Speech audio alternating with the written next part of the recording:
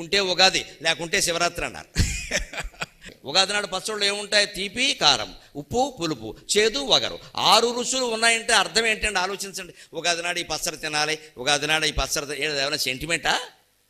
లేదా తినకపోతే దేవతలు ఏమైనా చెప్పిస్తారా? పైగా ఉగాది పచ్చడి మీరు గమనించండి, దాంట్లో పచ్చడిని ఎందుకంటారో నాకు తెలియదు. అన్నంలో కలుపుకోరండి ఎవడో. అన్నంలో కలుపుకోకుండా పచ్చడి ఏంటండి? అదే మాట. గోంగూర పచ్చడి కలుపుకోవా? చింతకాయ పచ్చడి కలుపుకోవా? వంకాయ పచ్చడి కలుపుకోవా? మరి ఉగాది పచ్చడి ఎవడో కలుపుకోడే. కలుపుకుంటే విచిత్రంగా చూస్తారు, అది కలుపుకుంటున్నాయి ఒకటి. మరి కలుపుకోనప్పుడు పచ్చడి ఎలా అయింది? అదే ఆలోచించాలి. పరిశోధన అంటే అదే. అక్కడ సంస్కృతి బయటపడుతుంది. కలుపుకోండామా అంటే పచ్చడి కాదు. పచ్చడి అంటున్నారు, కలుపుకోవడానికి వీలు లేదు. పోనీ ప్రసాదం అంటే కళ్ళకద్దుకొని తినడానికి వీళ్ళ. ఉగాది నాడు ఎవడో కళ్ళకద్దుకోడు, మామూలుగా తింటాడు. ఎందుకంటే ఉగాదికి దేవుడు లేడు.